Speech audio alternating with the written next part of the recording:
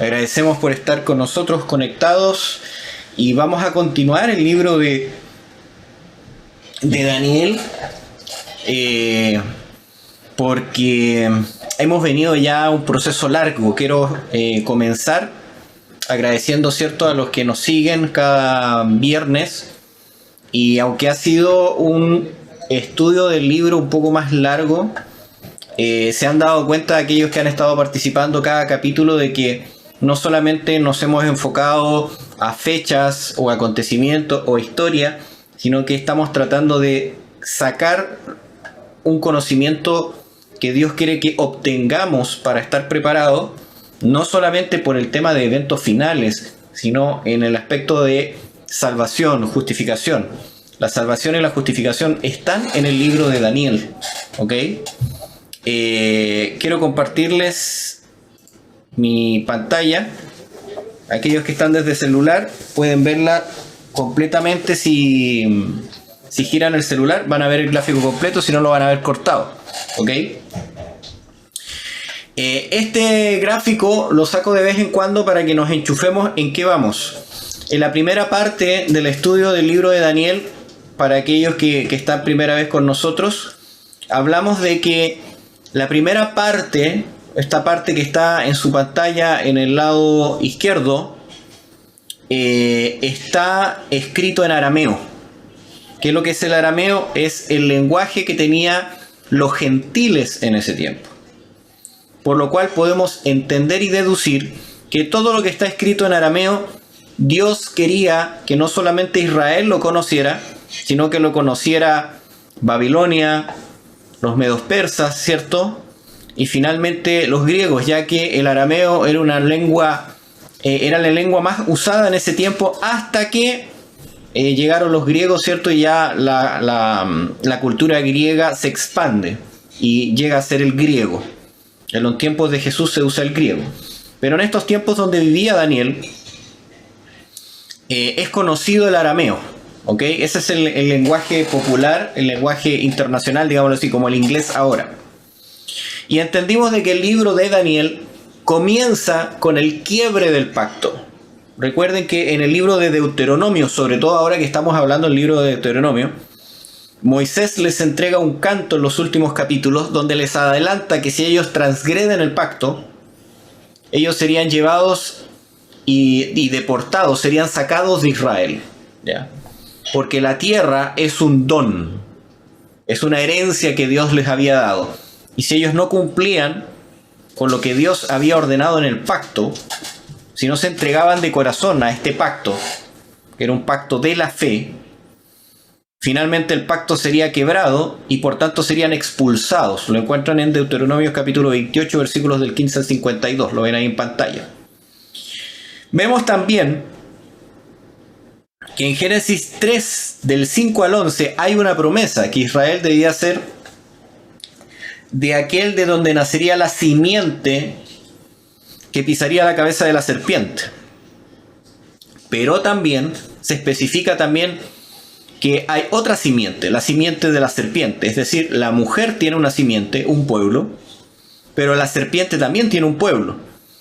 Y los gentiles, aquellos que son controlados por Satanás, son el pueblo de esa serpiente. Y por lo tanto Israel rechaza a Dios y un nuevo rey es puesto sobre ellos, que es el rey que representa la simiente de la serpiente, que es Nabucodonosor. ¿Ok? Porque no era rey conforme al corazón de Jehová, aunque se arrepintió. Y luego vamos viendo que en esta tabla que ustedes ven en pantalla, cada capítulo de Daniel tiene una lección mayor que quiere entregarnos para armar un cuadro más grande. Hay muchos detalles, pero podríamos resumir de que en el Daniel 1 se especifica el dominio de este rey serpiente, la cultura, la economía, la religión, ¿cierto? La alimentación también tenía. Todo lo que implica estar debajo de la serpiente. Vemos que en el capítulo 2 especifica muy claramente el tiempo de los gentiles, el tiempo en que iban a venir todos estos reinos. Luego en el capítulo 3 vemos un conflicto. hay un zarandeo en todos los deportados, en el cual se tienen que arrodillar a la imagen que Nabucodonosor ha levantado y solamente 3 fieles no se arrodillan. Daniel no estaba allí. Y una revelación de uno como hijo de los dioses. Vemos en el 4 la justicia por la fe, la redención y el evangelio de la vida de Nabucodonosor. Finalmente, en el 5 vemos el juicio terrenal, ¿ok?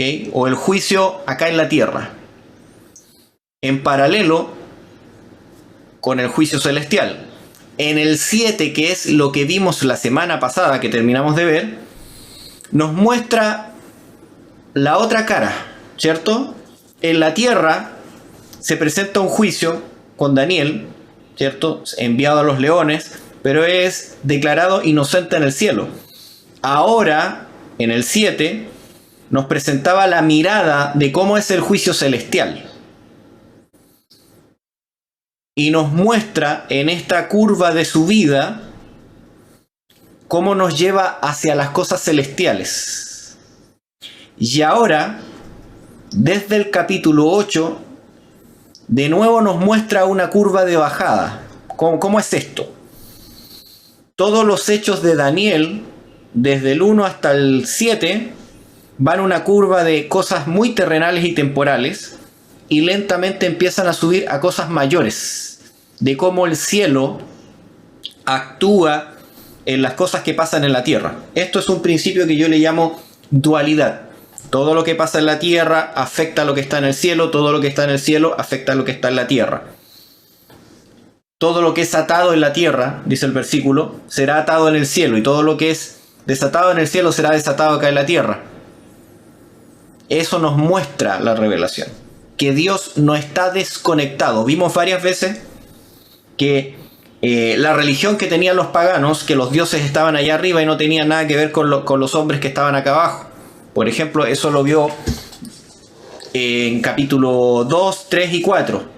En esta relación de quién es Dios, el Dios de los hebreos, en comparación con el Dios babilónico. ¿Ok? Y así como se nos revela un Dios en los cielos, nos empieza a mostrar ya desde el 7 cómo las acciones de Dios que está en los cielos afectan los sucesos en la tierra. Así como la primera parte nos mostraba de que todo lo que pasa en la tierra, hay algo que pasa en el cielo. Ahora, en esta curva de bajada, todo lo que sucede en el cielo tiene estrecha relación con lo que sucede en la tierra. Es decir, cambia ya a mostrarnos las cosas celestiales. Y es por eso que la primera porción es una línea hacia lo trascendente, y la segunda línea, que va hacia abajo, nos lleva hacia lo inminente, hacia el inminente retorno de Cristo, hacia el inminente establecimiento del reino de Dios. ¿Ok? Para que lo vean de esa manera. Ok. Por lo mismo, esa inminencia, hay un cambio de lenguaje de Daniel 8 en adelante. Si el 1, 2, 3, 4, 5, 6 y 7 estaba en arameo, desde el capítulo 8 en adelante está escrito en hebreo. ¿Ok? ¿Qué significa que esté escrito en hebreo? Que no todas las naciones tenían que entenderlo, sino que era un conocimiento que Dios quería que entendiera su pueblo. Aquellos que entendían las revelaciones de Dios. Por eso, desde el 8 vamos a ir entrando más profundo en los símbolos bíblicos. Tenemos que recurrir mucho más a la Biblia para poder entender la historia. En los anteriores, la historia nos ayuda mucho a entender la interpretación bíblica. Pero ahora, por el contrario, los capítulos empiezan a apuntar más hacia adelante, y digámoslo así, para poder entender algunos enigmas, netamente es trabajo bíblico, de texto con texto bíblico. Ok. Hay algunas preguntas interesantes que están en este gráfico. que quisiera remarcar, las van a encontrar con unas flechitas naranjas. En esas flechitas naranjas se presenta que la serpiente está condenada a muerte. Leímos la semana pasada el tiempo del juicio y que la bestia, el cuerno pequeño y las otras bestias serán quemadas, ¿cierto? Hay una condena de muerte para ellas. Se nos adelanta, hay un spoiler de lo que va a suceder al final. Pero debiéramos hacernos la pregunta, ¿por qué? Y todo eso está respondido en la primera mitad del libro. ¿Por qué hay una condena de muerte? ¿Por qué se quebró el pacto?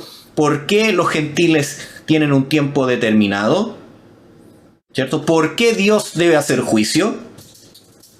Hay muchas preguntas que el capítulo te está respondiendo.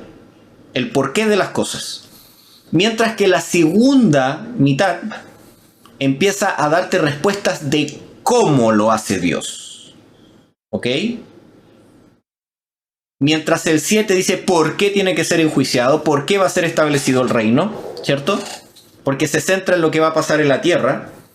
La información que nos va a dar ahora Dios es cómo lo va a hacer. ¿Ok?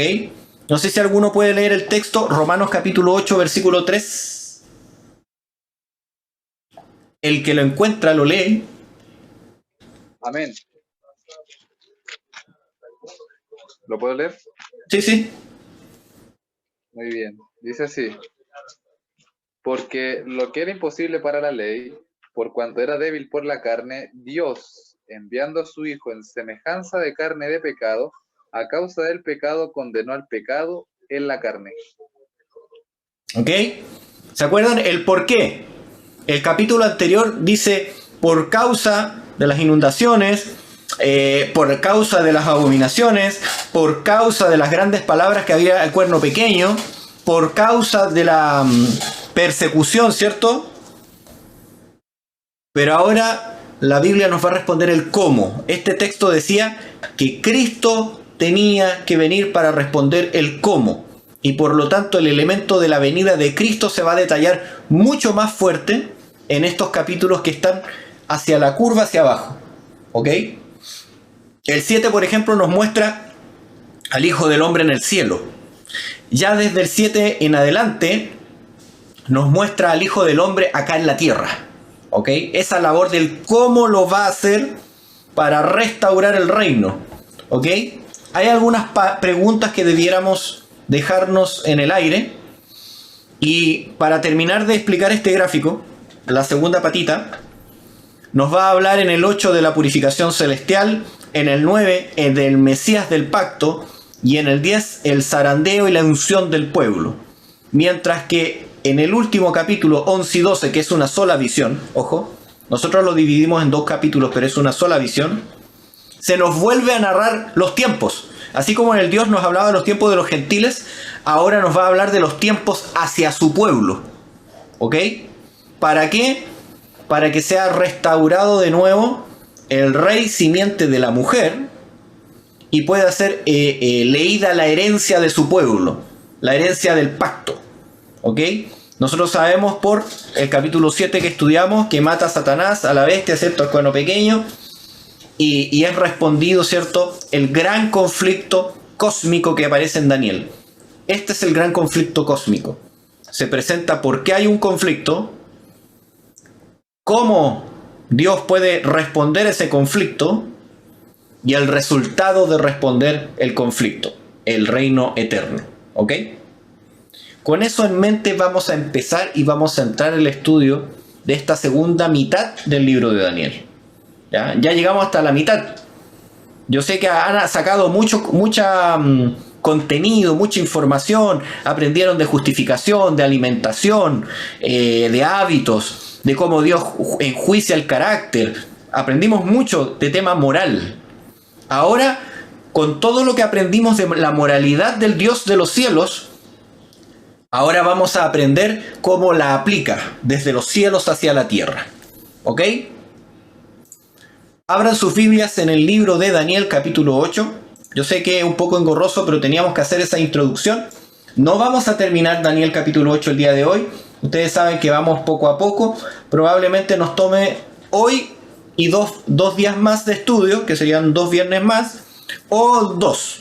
Espero que puedan ser en 3 para que podamos exprimir el libro de Daniel. Ok. Vamos a leer desde el versículo 1 hasta el versículo 3. ¿Ok? ¿Quién lo puede leer? Del 1 al 3. Voy a hacer dedocracia mejor. A ver. Tenemos a Nicole. ¿Puedes leer? 8 del 1 al 3. ¿Sí? Ya dice así. En el año tercero del reinado del rey Belsasar, me apareció una visión a mí, Daniel, después de aquella que me había aparecido antes. Vi en esa visión, y cuando la vi, yo estaba en Susa, que es la capital del reino en la provincia de Elam. Vi pues en visión, estando junto al río Ulai. Alcé los ojos y miré, y he aquí un carnero que estaba delante del río, y tenía 2 cuernos, y aunque los cuernos eran altos, uno era más alto que el otro, y el más alto creció después. Hasta ahí. ¿Ok? Vamos a masticar ahora. Lo importante, siempre Jesús preguntaba, ¿entendemos lo que leemos? Vamos a comenzar. En el año tercero del reinado del rey Belsasar. O sea, ¿quién está de rey? Está Belsasar. ¿Y quién era Belsasar? Nieto de Nabucodonosor. Ok. O sea, todavía no se había cumplido Daniel capítulo 5. ¿Ok? ¿Se acuerdan de que nosotros dijimos de que el libro de Daniel no está estructurado al azar? Porque no es un orden cronológico. Y eso también lo vimos el estudio pasado. Es decir, Daniel, por inspiración divina, ordenó los capítulos de esta manera. Por eso les digo de que hay un significado para que la primera porción esté en arameo y la segunda porción esté en hebreo. Generalmente es muy fácil entender los libros cuando están en un orden cronológico y simplemente se anotan según el orden Dios los va dictando, los va inspirando. Pero cuando hay un cambio de los eventos, por ejemplo, hay evangelios que no están narrados de manera cronológica. El libro de Lucas está narrado de manera cronológica, mientras que el libro de Mateo, por ejemplo, no está de manera cronológica, está de manera temática. Es decir, Dios nos propone en el libro de Daniel una temática.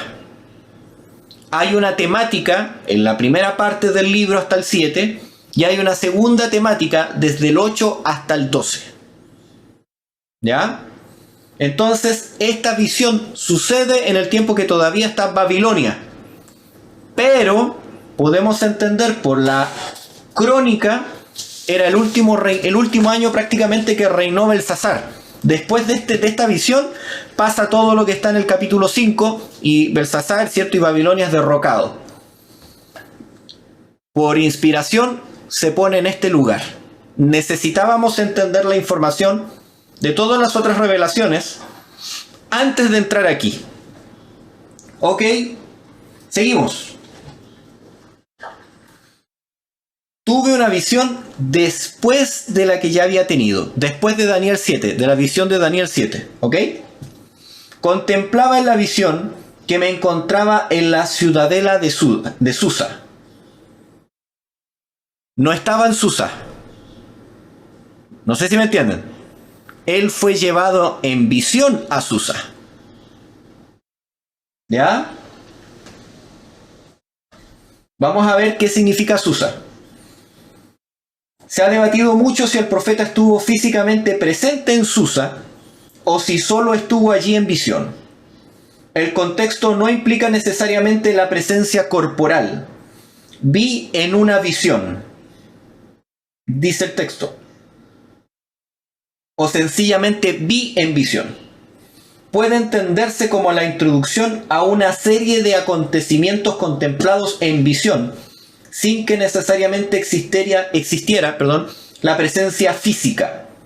Encontramos otros ejemplos del profeta arrebatado en visión, ¿ok? Está en Ezequiel, por ejemplo, 8:3, también fue llevado en visión. Todo el Apocalipsis, Juan dice, fue llevado en visión, ¿cierto? Al cielo.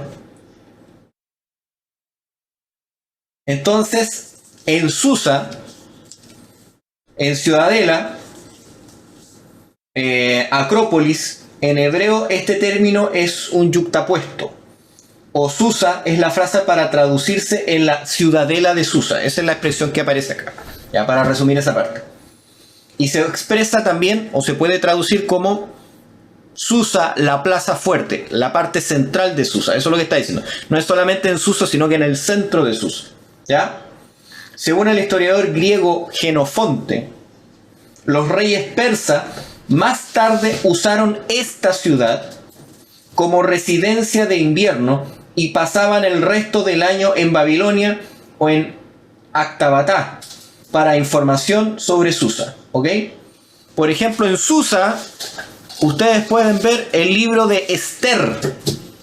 Ya, ahí aparece Susa, de nuevo, en Esther 1:2. ¿Ok?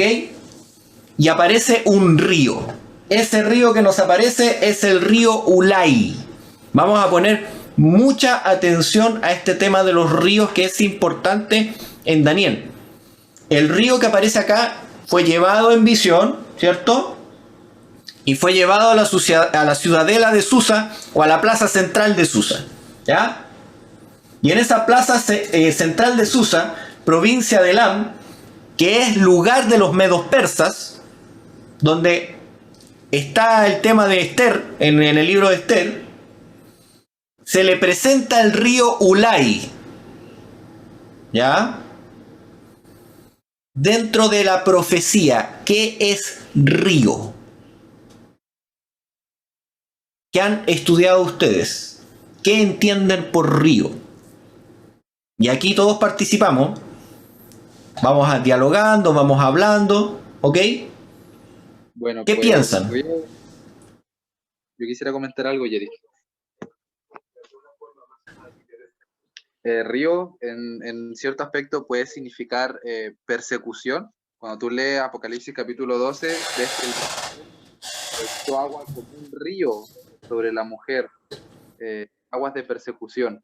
Sin embargo, también aguas pueden significar multitudes en los ríos, porque dice que Babilonia estaba sobre las aguas, o sobre el gran río Éufrates, y la mujer de Apocalipsis 17 está sobre muchas aguas. Entonces, Apocalipsis 17:15, si no me equivoco, menciona acerca de aquella mujer que viste, se sienta la gran ramera, son pueblos y multitudes y naciones y lenguas. Entonces, pues, en cuanto a ríos, puedo comentar esas dos posibles significados. Si es que hay otro, sería... ¿Alguna otra opinión?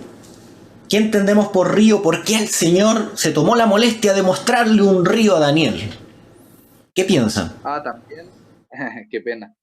También dice que el Espíritu de Dios se derramará, dice Isaías, como raudales sobre el sequedal, como ríos de agua viva. Saltará como fuente de agua viva dentro de nosotros. Entonces, pues, podría ser una posible... Pero dentro del contexto, no sé cuál de los tres quizás podría encajar, o si es que hay otro. ¿Alguna otra opinión? Vamos pensando. Aquí en el momento, ¿se acuerdan que le decía que esta parte de Daniel es para los hebreos, para los que conocían la Biblia? Ahora lo vamos a decir de esta manera. Esta parte de la profecía es para los adventistas, para los que leen la Biblia, lo estudian y conocen del Antiguo Testamento, del tiempo de Daniel. ¿Alguna otra opinión de Ríos?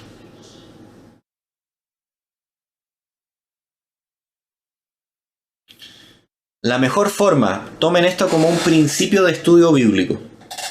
Pongan atención. Los significados, primero se mira el contexto inmediato, ¿cierto? Luego del contexto inmediato, el contexto del libro. Y después el contexto de la Biblia. Y después de que hemos revisado desde adentro hacia afuera, el contexto desde el Génesis hasta el Apocalipsis. ¿Ok? ¿Aparecen ríos en la Biblia? Les pregunto. Sí, sí, claro, bastante. Hay mucho significado. En el Génesis había ríos. En Apocalipsis Yo- también. Apocalipsis hay ríos. Y hay unos ríos que aparecen en Daniel que están también en el Génesis. Sí, y hay un río en Daniel 7. Y hay un río en Daniel 7. El río más cercano, ¿se acuerda del principio desde adentro hacia afuera?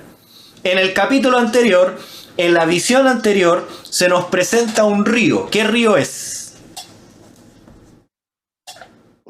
Este, pues yo te voy a comentar que el único río que veo acá es un río bien raro, un río de fuego. Un río de fuego. Y en ese río de fuego, ¿qué sucede?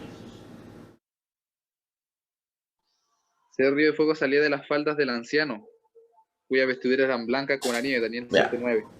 ¿Qué escena hay? Escena de juicio. Juicio. ¿Ya? En el contexto inmediato anterior, el río de fuego era un contexto de juicio. En Apocalipsis, que es el libro gemelo de Daniel, también hay juicio. El río sale del dragón y son juicios que el dragón lanza sobre la mujer. ¿Y qué son esos juicios? Pongan atención. ¿Cómo se cumplió en la historia esos juicios que lanza? Eran muchedumbres, naciones, pueblos, lenguas que fueron tras la mujer. Fueron tropas. ¿Ok? Y cuando tú llevas el juicio, ahora, el contexto desde Génesis en adelante, cada vez que Israel tiene que tomar una decisión de consagración, tiene que cruzar el río.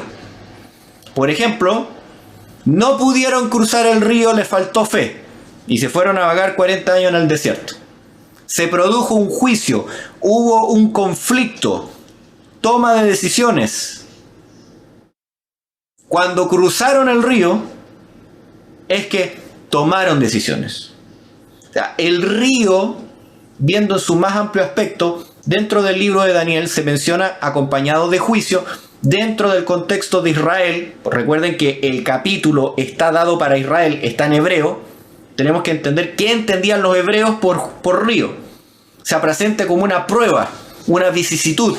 Tienen que tomar decisiones, ¿ok? Y ahora vamos a ver el contexto inmediato del capítulo sobre este río. ¿Ya? Pero ahí ya tienen bastante información que le entregué sobre el río. Vamos a seguir. Alcé la vista y aquí un carnero en pie frente al río.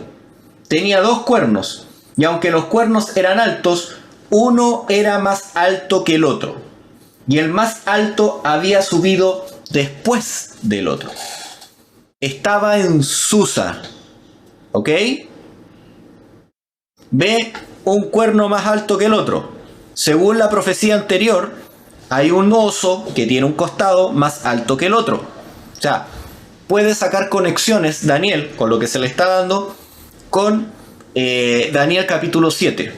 Lo importante de este carnero, ¿qué entendían los israelitas cuando se les presentaba el símbolo de carnero? ¿Alguno sabe?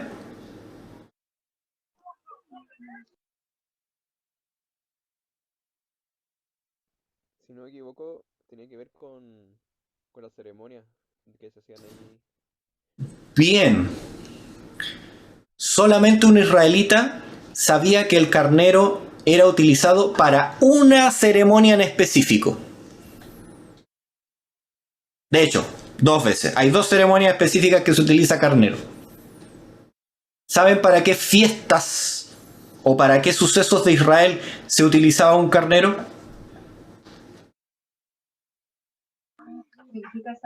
Para el día de la expiación. Ya. ¿Qué otro evento se utilizaba carnero? Pues si entendemos carnero también como un animal de sacrificio, en la Pascua se sacrificaba un cordero, pero No, el cordero es otra cosa, este es carnero. Ok. Cuando se consagraba a un sacerdote, al sacerdocio se utilizaba el carnero. Lo pueden ver en Levítico cuando se consagra a Aarón y su familia. Se utiliza el carnero. ¿Ok? Sigamos leyendo la historia. Vi que el carnero hería con los cuernos al poniente, al norte y al sur, y que ninguna bestia podía estar en pie delante de él, ni había quien escapara de su poder, y hacía conforme a su voluntad y se engrandecía. En este capítulo hay más bestias, pero no son relevantes, porque lo importante es que este carnero podía dominar a las otras bestias. ¿Se entiende? Generalmente nunca ponemos ese detalle. Habían otras bestias. No son importantes porque no son nombradas, pero se indica que este carnero dominó otras bestias. Es decir, a otras naciones, a otros reyes. Ok. Hacía conforme a su voluntad y se engrandecía. Mientras yo consideraba esto, versículo 5, he aquí un macho cabrío que venía del poniente sobre la faz de toda la tierra, sin tocar suelo. Y aquel macho cabrío tenía un cuerno notable ante sus ojos. Así como había un carnero, ahora se presenta un macho cabrío. Un israelita. ¿Qué debía entender por el macho cabrío? ¿Cuándo se utilizaba el macho cabrío? Cuando iba a consagrar al... ¿Cómo? No se escucha.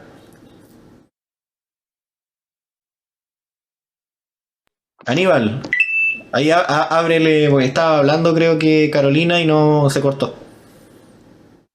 Sí, sí, aquí está. ¿Para qué se utilizaba macho cabrío? Cuando iban a consagrar a los sacerdotes. No, para eso era el carnero, pero el macho cabrío es para otra cosa. Eric, ¿Sí? el macho cabrío lo ocupaban para la expiación del pueblo también. Había uno que tenía la suerte de Jehová y otro que era para la suerte de Azazel. Ok. Entonces, Aquí viene interesante. ¿Se acuerdan que cuando decimos el carnero se utiliza para dos cosas, para consagración del sacerdote y para el día de la expiación? Si lo acompaño ahora con un macho cabrío, yo lo único que puedo entender un hebreo es que no se trata de consagración de un sacerdote, sino que si se presentan los dos animales, hace referencia al día de la expiación. ¿Ok? O sea, dentro del capítulo están los dos animales ceremoniales del día de la expiación, del Yom Kippur. Seguimos leyendo entonces. A ver, voy a pedir que puedan leer el 5, 6 y 7. ¿Quién los puede leer? ¿Javiera? ¿Javierita? 5, 6 y 7. Ya. Aquí voy. 5, 6, 7 dice: Mientras yo consideraba esto, he aquí un macho cabrío venía del lado del poniente sobre la faz de toda la tierra, sin tocar tierra, y aquel macho cabrío tenía un cuerno notable entre sus ojos. Y vino hasta el carnero de 2 cuernos que yo había visto en la ribera del río, y corrió contra él con la furia de su fuerza. Y lo vi que llegó junto al carnero y se levantó contra él y lo hirió, y le quebró sus 2 cuernos. ¿Hasta cuál era, perdón? El versículo completo. Verdad, ya, perdón. Y el carnero no tenía fuerzas para pararse delante de él. Lo derribó, por tanto, en tierra y lo pisoteó, y no hubo quien librase al carnero de su poder. ¿Ok? El carnero dice que no tocó tierra, va volando, va desplazándose rápidamente. ¿Ok? El símbolo del capítulo anterior era el oso, con un lado más grande que el otro, con 3 costillas en su boca. Ahora se presenta un carnero que hiere a 3 puntos cardinales. ¿Ok? El norte, al sur y al poniente. Luego aparece, así como aparecía el leopardo con 4 alas y 4 cabezas, ¿cierto? Aparece este macho cabrío pero con un cuerno notable, dice. Eso es bastante extraño, generalmente los machos cabríos tienen 2 cuernos, como mínimo, pero dice que tiene uno. Se desplaza rápidamente sin tocar el suelo y tiene tanto poder que le quiebra los 2 cuernos, los 2 poderes, los 2 reyes, los quiebra, los 2 territorios, lo pisotea y solamente queda en piel. Es decir, el primer animal se sacrifica. ¿Ok? Hay un sacrificio de un animal, el carnero. Eso es lo que sucede, muere el carnero. Era la primera parte de la expiación. Para en el día de la expiación, lo primero que sucedía es matar al carnero. ¿Ok?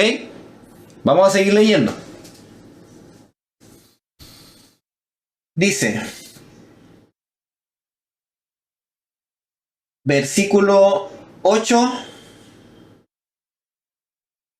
y 9. Vamos a dejarle que lea, no sé, Betsabé, ¿puedes leer? ¿Cuál capítulo, disculpa? El 8, versículos 8 y 9. Ok, dice. El macho cabrío creció en gran manera, pero cuando estaba en su mayor fuerza, aquel gran cuerno fue quebrado y en su lugar salieron otros 4 cuernos notables hacia los 4 vientos del cielo. De uno de ellos salió un cuerno pequeño que creció mucho hacia el sur y el oriente y hacia la tierra gloriosa. Amén. Ok. Si se dan cuenta, aquí se presenta que se engrandece, ¿cierto?, sobremanera. A ver, aquel macho cabrío se engrandeció sobremanera, pero estando en su mayor poder, aquel gran cuerno fue quebrado. Estaba en su mayor poder. El cuerno es el poder, es el rey. ¿Ya? Cuernos no son en primera instancia, en su primera acepción, reinos. En su primera acepción son reyes, tal como lo hemos visto desde Daniel capítulo 1 en adelante. Siempre es un rey y después se entiende reino, porque no existe rey sin un reino. Pero aquí se usa la acepción de que es el rey, ¿ok? Y nos vamos a dar cuenta después cuando el mismo ángel lo interpreta así, ¿ok? Y luego de que este gran cuerno fue quebrado, en su lugar aparecieron 4 cuernos notables hacia los 4 vientos de los cielos. Es decir, se cae el cuerno, y aunque parezca, existen machos cabríos que les aparecen 4 cuernos. De hecho, tengo unas fotos por ahí de machos cabríos con 4 cuernos. Eso en la naturaleza se da. Y dice que cada cuerno tomó hacia los 4 vientos, en 4 direcciones distintas. ¿Ok? Debemos entender, por lo tanto, que del cuerno mayor, que es quebrado, aparecen 4 reyes más con 4 territorios y cada uno se divide hacia los 4 puntos cardinales. Eso es correcto, ¿cierto? Son los 4 reyes. ¿Se acuerdan de los 4 generales o no? Vamos a aprovechar de hacer trivia de historia. ¿Cuáles son los 4 cuernos, los 4 generales? De Grecia. Seleuco, Ptolomeo, Lisímaco y Casandro. Bien. Esos son los 4. Y después dice, y de uno de ellos salió un cuerno pequeño que creció mucho hacia el sur, hacia el oriente y hacia la tierra gloriosa. ¿De dónde salió el cuerno?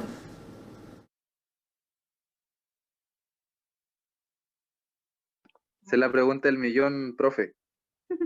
¿Ya la estudiaron? De los vientos.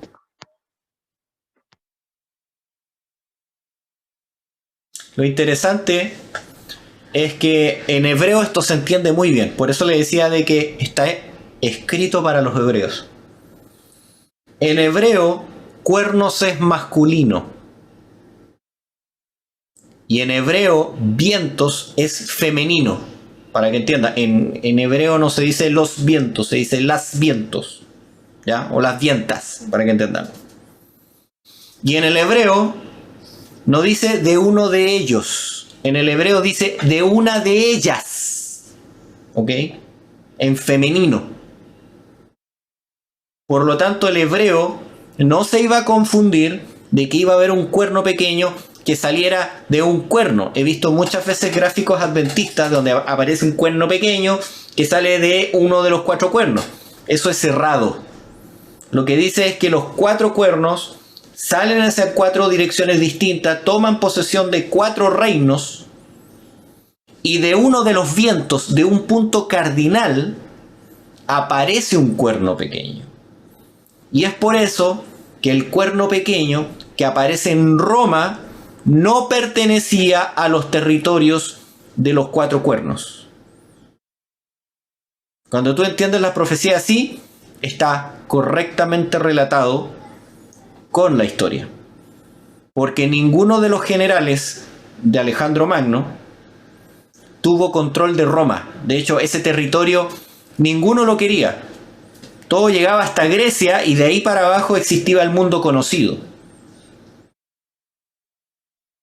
Es en Roma, más al norte de los griegos, donde aparece el cuerno pequeño. Es decir, de uno de los 4 vientos. Eso es lo que dice el texto original.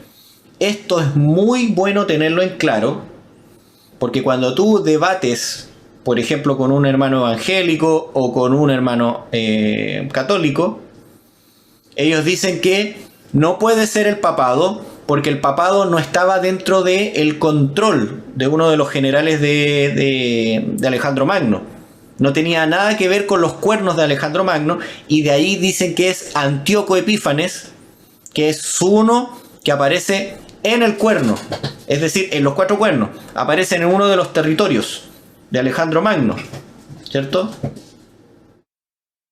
Pero el texto no dice así. El texto dice, se parten en 4 los territorios, va a pasar tiempo, y de uno de los 4 puntos cardinales, de los 4 vientos, aparecerá un cuerno pequeño. ¿Se entendió esta parte? Es vital para poder seguir en adelante. ¿Preguntas, dudas, consultas hasta acá? Por aquí vamos copiando. Ok.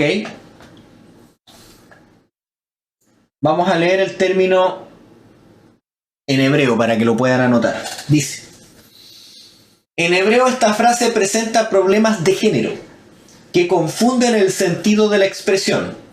La palabra que significa ellos es masculina. Esto indica que gramaticalmente el antecedente de vientos, versículo 8, y no cuernos, puesto que vientos puede ser del género masculino o femenino. Pero cuernos, solo femenino. Por otra parte, la palabra se traduce uno. Ajat es femenina, por lo que sugiere que el vocablo cuernos, y como antecedente es posible también que ajat se refiere a la palabra que significa vientos, que es por lo generalmente femenina.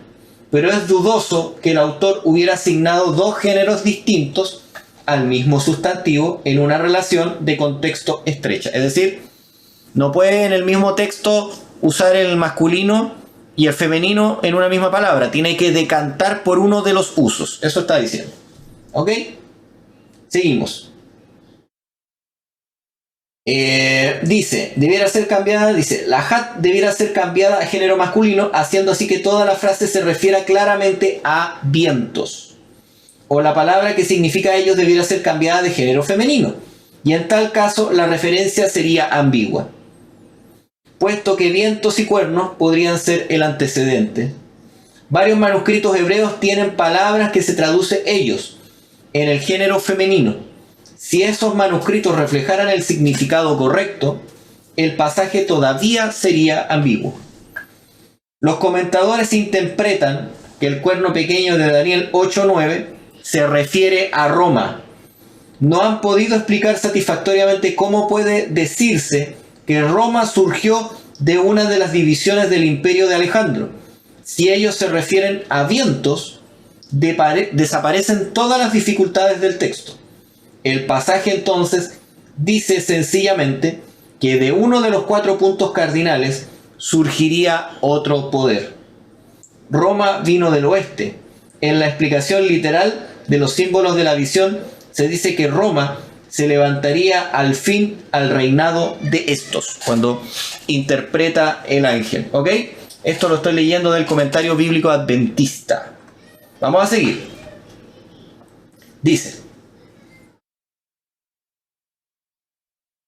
de uno de ellos se apareció un cuerno pequeño, que creció mucho hacia el sur, hacia el oriente y hacia la tierra gloriosa. Y se engrandeció hasta el ejército de los cielos, y parte del ejército y de las estrellas echó por tierra y las pisoteó. Se llegó a engrandecer hasta contra el príncipe de los cielos, porque por él fue quitado el continuo, y el lugar de su santuario fue echado por tierra. Y a causa de la prevaricación le fue entregada el ejército del cielo, junto con el continuo, y echó por tierra la verdad, e hizo cuanto quiso y prosperó. Entonces oí hablar a cierto santo, y a otro le preguntó, a aquel que hablaba: ¿hasta cuándo durará la visión del continuo, la prevaricación asoladora, entregando al santuario y el ejército para ser pisoteados? Y él dijo: hasta 2300 tardes y mañanas, y luego el santuario será purificado. Voy a mostrarles mi pantalla para que podamos entender esta parte de acá.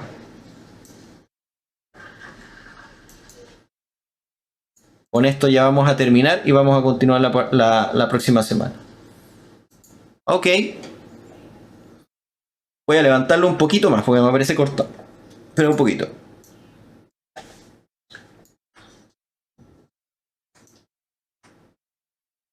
Ahí sí. Ok. La parte de Daniel 2 no lo voy a mostrar, pero está el gráfico completo, está el paralelo con Daniel 2 también.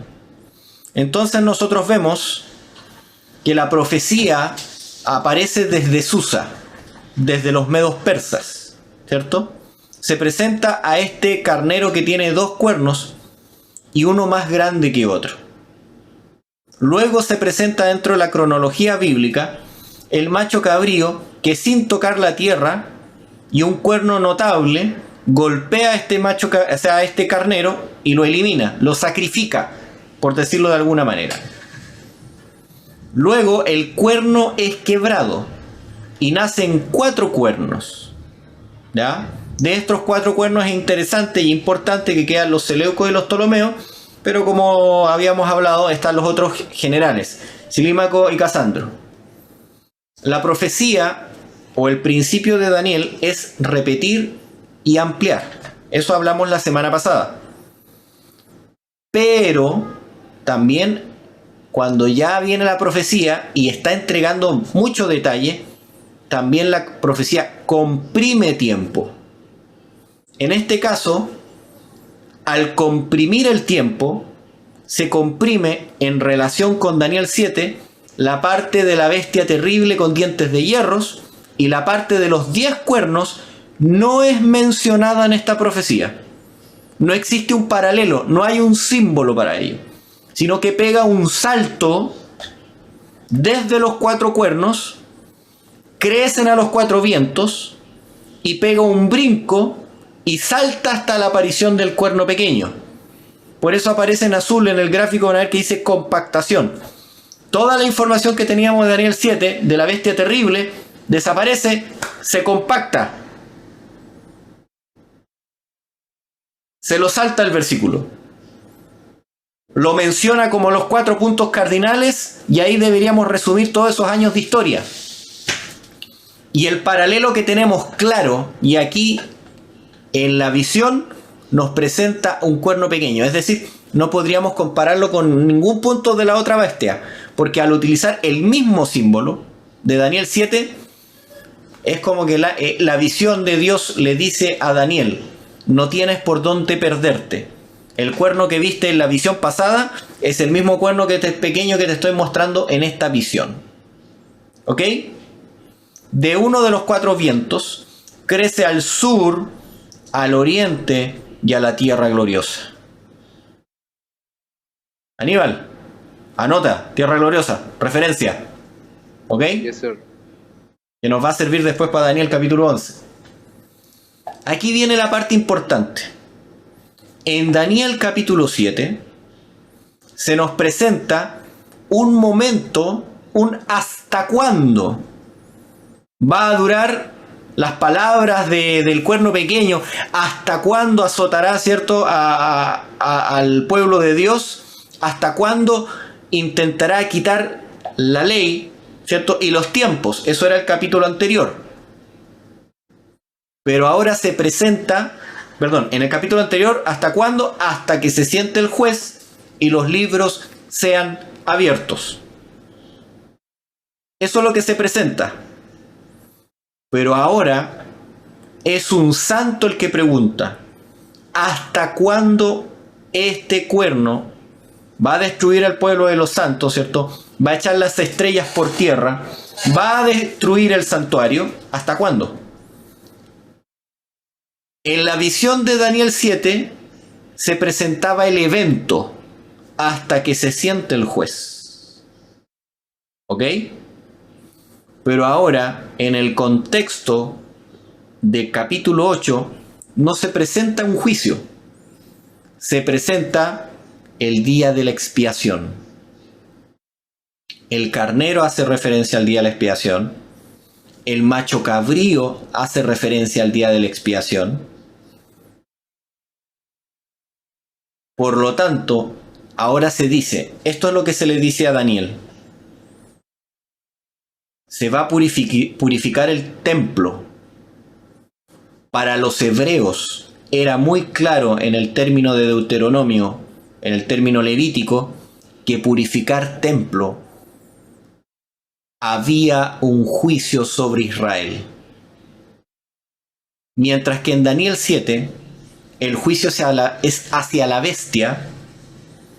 Todos los israelitas sabían que cuando se purificaba el templo, todos los que no se habían presentado para matar al corderito por lo menos una vez en el año, eran cortados del templo, o sea, del santuario, cortados de Israel.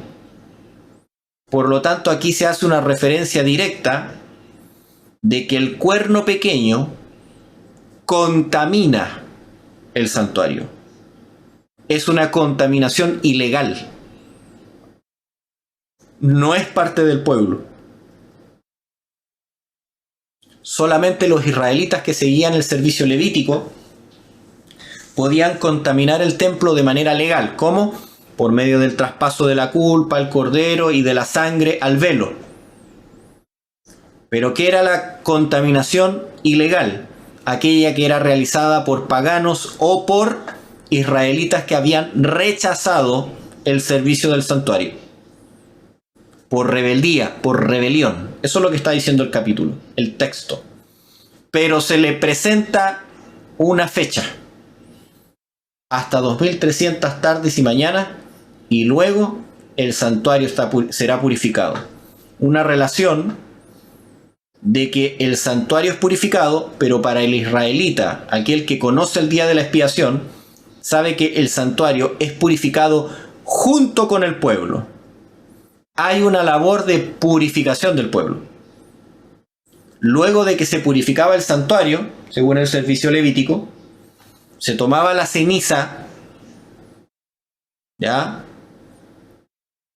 del carnero, del macho cabrío ¿cómo se dice? Por Jehová, y luego que se terminaba todo, se esparcía la ceniza sobre el pueblo, y con eso el pueblo era purificado, era santo, y era perdonado en el año litúrgico, la expiación final. Cuando se presenta esto en hebreo, el pueblo de Dios debía entender que había una labor de purificación y que esa purificación incluía un lavamiento de la contaminación ilegal y legal. Están las dos cosas incluidas. Vamos a dejar hasta el día de hoy. Yo creo que es mucha información y lo vamos a continuar la próxima semana con la interpretación del ángel, que nos va a dar más información. ¿Ok? Pero quiero consultarles hasta acá. ¿Hay alguna pregunta?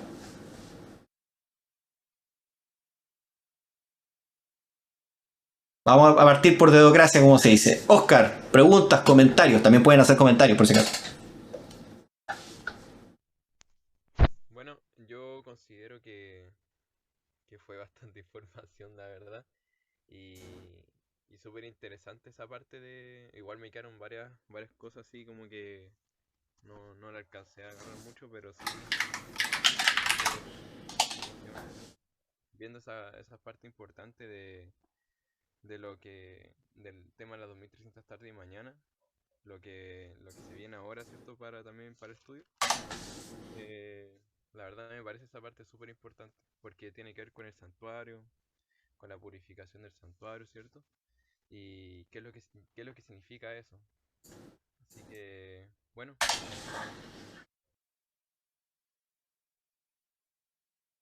Ok.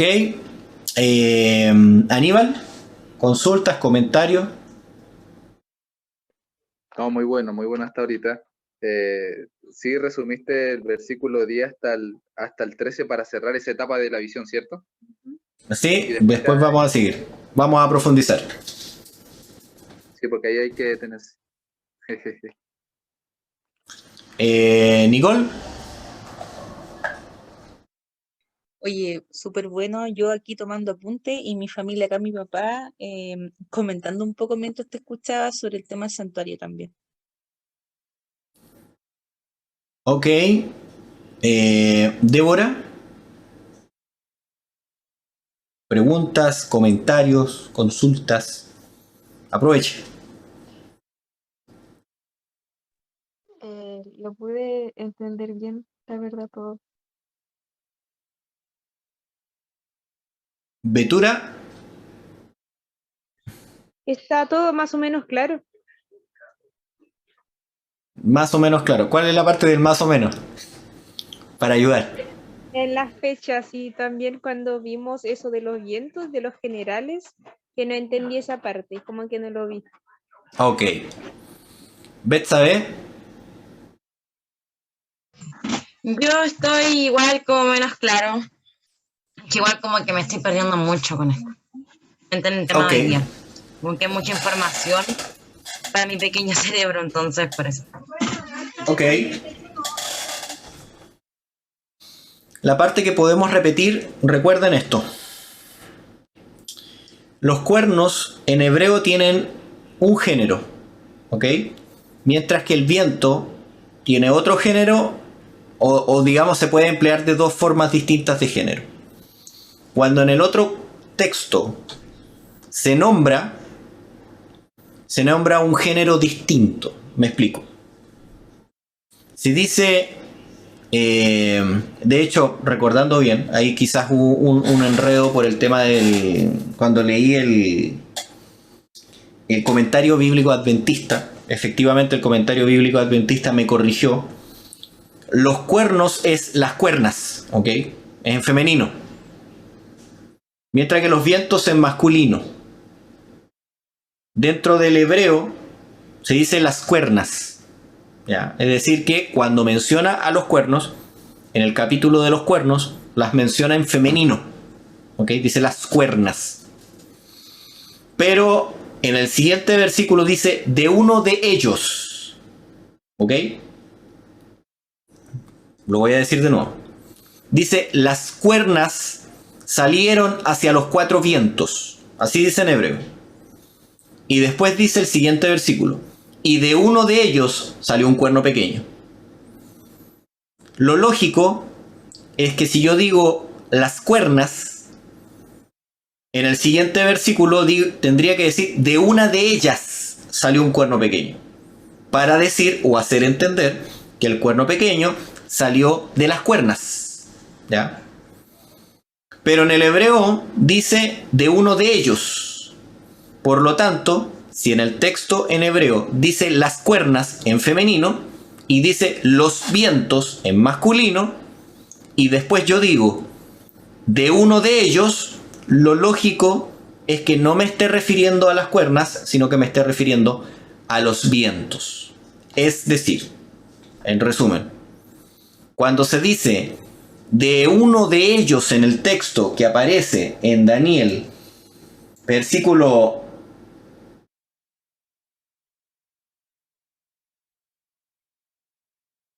aquí dice 9, y de uno de ellos salió un cuerno pequeño, no está haciendo alusión a los cuernos, sino que está haciendo alusión a los 4 vientos.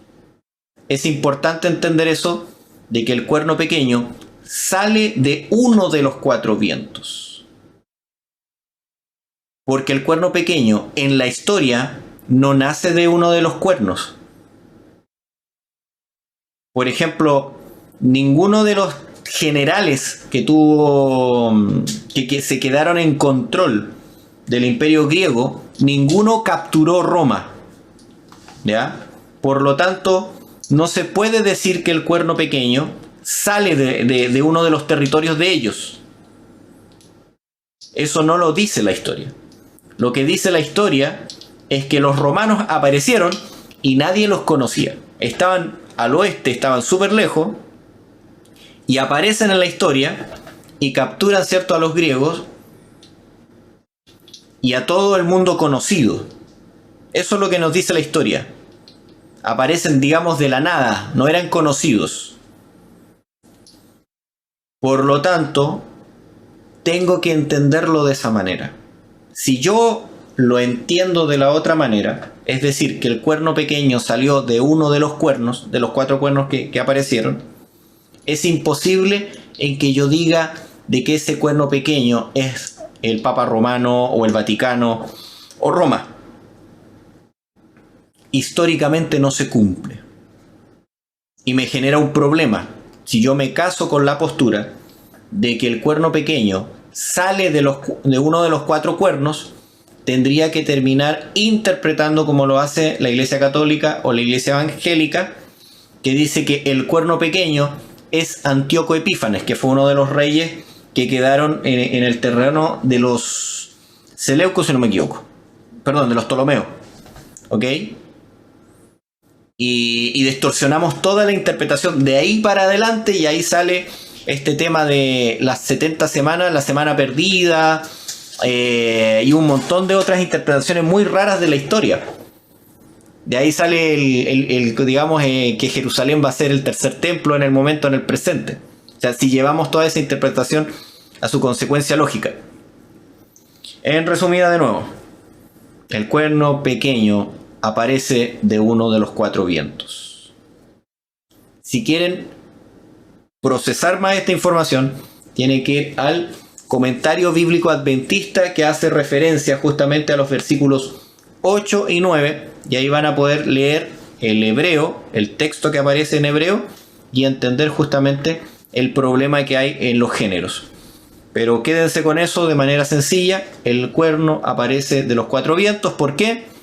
Porque el texto hace referencia al género de la palabra vientos.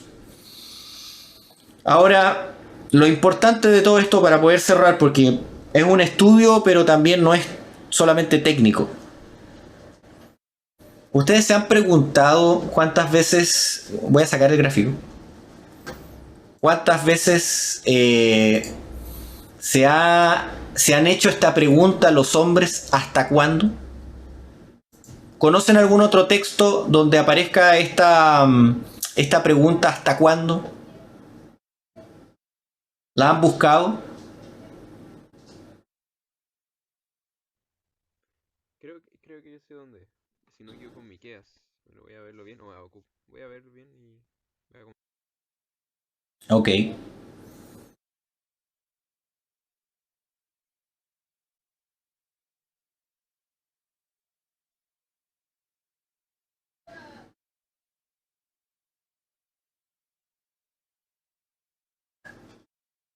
Ya lo encontré. ¿Cuál?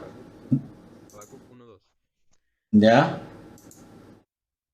Dice: ¿Hasta cuándo, Jehová, gritaré sin que tú escuches, y clamaré a causa de la violencia sin que tú salves?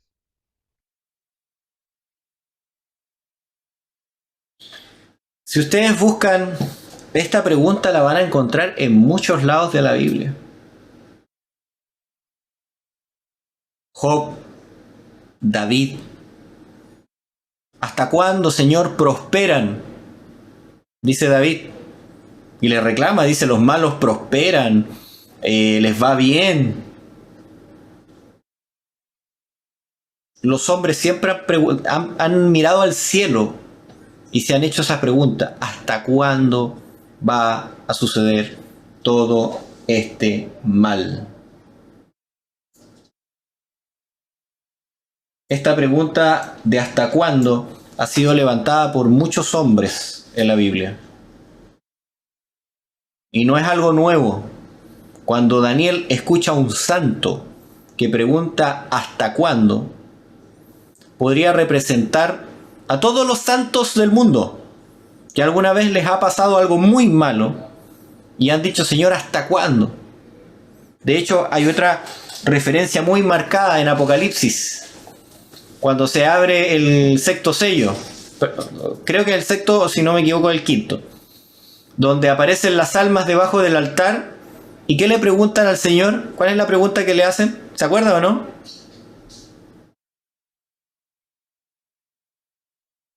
¿Hasta cuándo, Señor, no vengarás nuestra sangre? Y el Señor les dice: esperen un poco más, hasta que se complete el número de los consiervos suyos.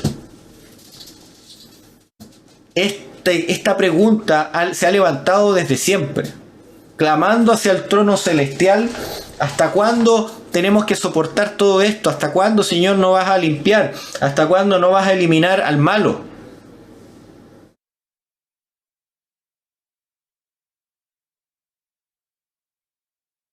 Y por lo tanto, esta pregunta es el meollo de todo el conflicto. ¿Hasta cuándo vas a permitir el mal en esta tierra? Y la respuesta de Dios fue clara: voy a aguantar el mal de esta tierra hasta 2300 tarde y mañana. Luego iniciaré el proceso de purificación del santuario para eliminar el mal de la tierra, el mal del universo. Porque que haya mal en la tierra significa que existe el mal en el universo, porque es un todo. Y por tanto, la respuesta que Dios da, o el ángel da, es una respuesta que es para todos los hombres que se han levantado y que han clamado alguna vez al Señor: ¿hasta cuándo no has de venir y terminar con el mal en el mundo? Esa respuesta es tan contundente, decir que hay un límite para el mal, que todos los que han muerto en el Señor han esperado el día en que se cumpla esa promesa. ¿Cuál? Determinar el mal del mundo. Eso es lo que se presenta en este capítulo. Generalmente nosotros lo envolvemos y lo centramos solamente en el adventismo. Hasta 2300 mañana el santuario será purificado. Y le damos ese contexto. Sí, es verdad, tiene que ver con el adventismo. Pero la pregunta es tan profunda que hace vibrar y preguntarse aún a los ángeles del cielo. Esa pregunta no solamente se la hacen en la tierra. Esa pregunta también los ángeles se la hacían en el cielo. ¿Hasta cuándo, Señor, vas a permitir la rebelión de Satanás? ¿Hasta cuándo todos estos poderes?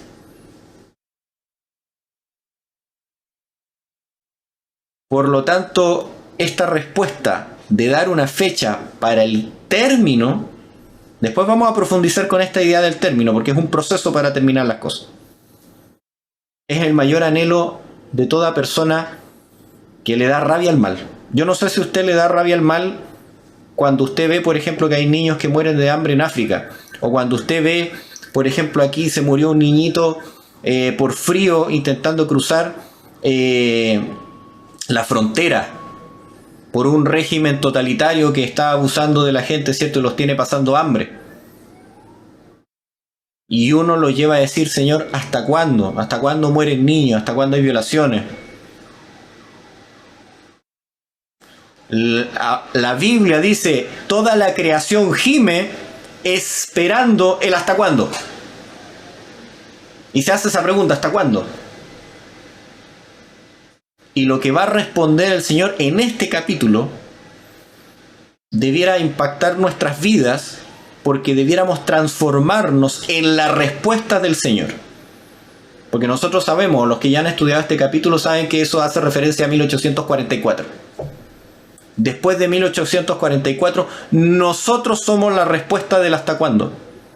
Porque todo lo que pasa en el cielo también se proyecta acá en la tierra. Y por eso el Señor nos mandó a hacer una obra y a predicar, ¿cierto?, el mensaje a toda nación, tribu, pueblo y lengua, por testimonio a las naciones, y entonces será el fin.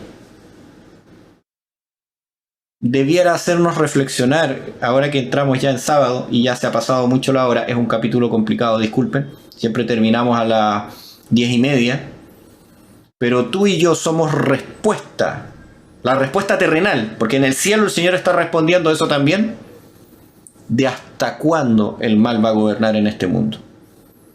Si la iglesia de Dios acepta el llamado, tú y yo somos la iglesia de Dios, entonces somos respuesta del Señor para que el conflicto se termine. El Señor necesita no muchos cristianos para terminar el conflicto cósmico. En el pasado necesitó 12 y con 12 terminó la obra en ese tiempo y le predicó a todo el mundo conocido. ¿Qué no hará con 100, con 200, con 144, 1000? Algunos dicen literal, yo no lo digo. Pero ¿qué no hará el Señor con un pueblo que acepte ese llamado de ser respuesta? Quiero que lo mediten, que se lo lleven a la casa, que lo guarden, para que no quede netamente fecha, no quede netamente en actos históricos, sino que nos haga meditar la pregunta, bueno, ¿hasta cuándo? ¿Hasta cuándo va a esperar a Oscar? ¿Hasta cuándo va a esperar a Betsabé? ¿Hasta cuándo va a esperar a Nicole? ¿Hasta cuándo va a esperar a Aníbal? ¿Hasta cuándo el Señor va a esperar para terminar esto? Porque la Biblia dice, no es que el Señor lo tenga por tardanza, sino que Él espera para que ninguno de nosotros perezcamos, ¿cierto? Nos perdamos, sino que todos vayamos, ¿cierto?, al arrepentimiento. Que el Señor nos guarde y nos bendiga, y vamos a dejar hasta acá. Vamos a orar, muchachos. No sé quién desea orar. ¿Le puedo pedir oración a Betsabé, ya que fue la única que quedó de las visitas? Yo sé que está muy tarde y a algunos se les acaban las baterías, entre el sueño, eso. Ok, vamos a inclinar el rostro para orar. Padre nuestro que estás en el cielo, santificado y glorificado, Señor, sea tu santo nombre, Señor. Queremos dar gracias, Señor, por este estudio, por esta lección que estamos haciendo, la lección número 8, Señor, de este libro profético, Señor, que es el libro de Daniel. Gracias, Señor, porque tú le diste aquí la oportunidad a este hermano, Señor, que nos enseñó este libro y que avanzó con esta lección, Señor, y de saber un poco más de lo que dice este libro de las profecías. Pedimos, Señor, en este momento que tú nos guíes en este día sábado, Señor, ya un sábado menos para tu venida, Señor. Pedimos que nos cuide y que sea un sábado de bendición para cada uno de nosotros, Señor. Y que tú nos acompañes en este día también, Señor. También en nuestras familias, en nuestros hogares, Señor. Pido, Señor, que nos sigas guiando en cada paso que nosotros damos y que nuestra espiritualidad, Señor, avance cada día más y más. Lo pedimos, Señor. En el nombre de Jesús. Amén.